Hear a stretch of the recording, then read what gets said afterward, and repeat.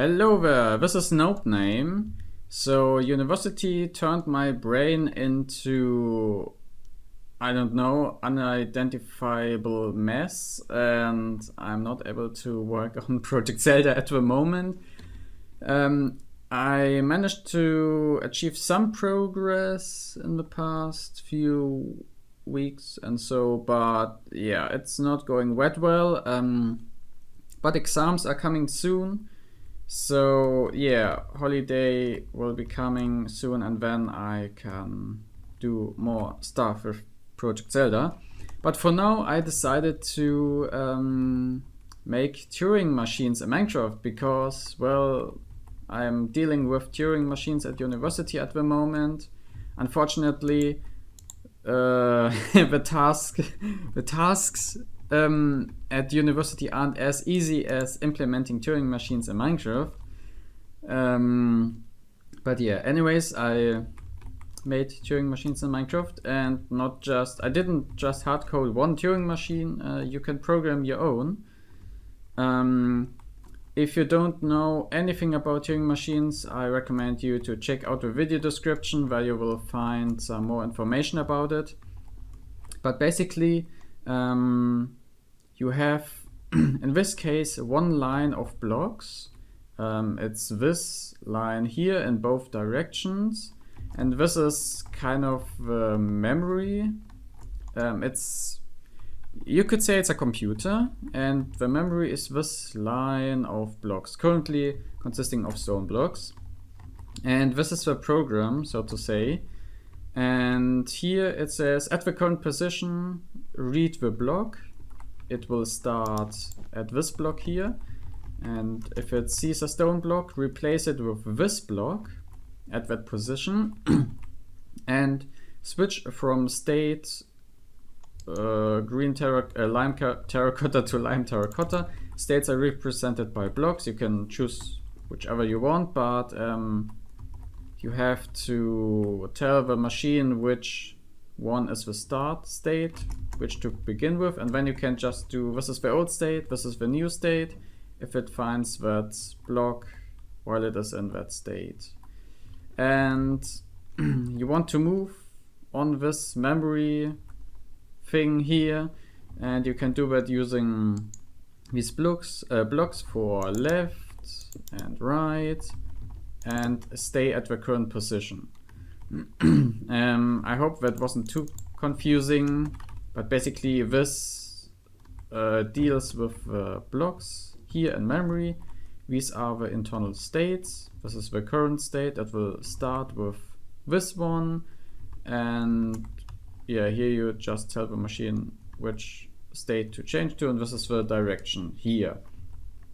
And this program here will, for example, read stone, replace it with polished andesite, stay in the current state, which is also the start state, and it will go to the right. And then it will check these possible transitions again, and it will find a stone at the current position, replace it with polished andesite, stay in the current state, and go to the right. So it will simply go to the right, replacing the stone blocks with polished andesite. And at some point, when it reaches a black wool block, while it's still in the start state, it will replace the wool block with polished diorite and change to this state here and stay at the current position.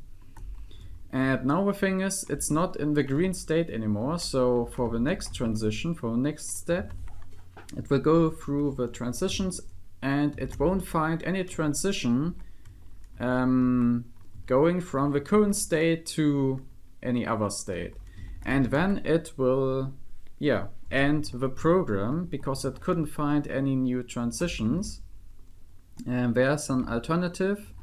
You can also use an end state. You can set it to bedrock, and that pretty much does the same. So if it sees bedrock here, then it will just stop the program.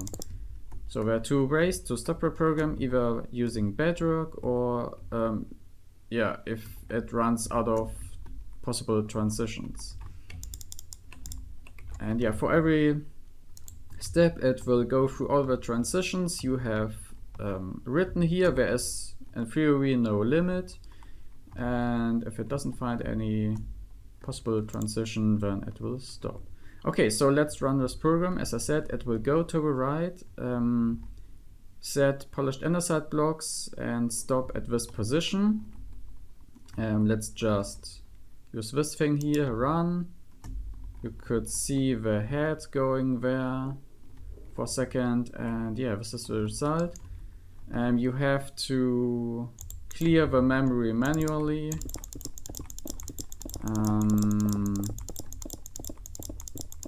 Yeah, that's not the perfect solution, I guess, but anyways, you can also execute individual steps. So if the so-called head isn't spawned yet, it will spawn that head and initialize everything, and then it will just execute the next step.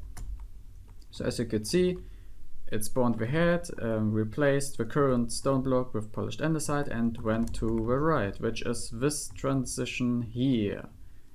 And it will do that until it reaches the end. It says done.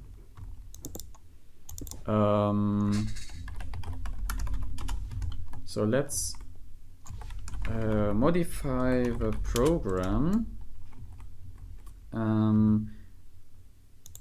So instead of polished andesite, I want to set cobblestone, and yeah, go to right, and once it reaches black wool, set polished diorite.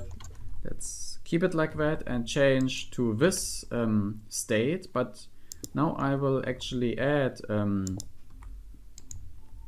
such a state here. And so now it's going to the left after it found the black wool block, and there we have cobblestones because it generated them before, and let's replace them with oak planks. And once it reaches stone again, so it goes to the right and to the left again, and once it reaches stone again, keep the stone, stay at the current position, and end the program.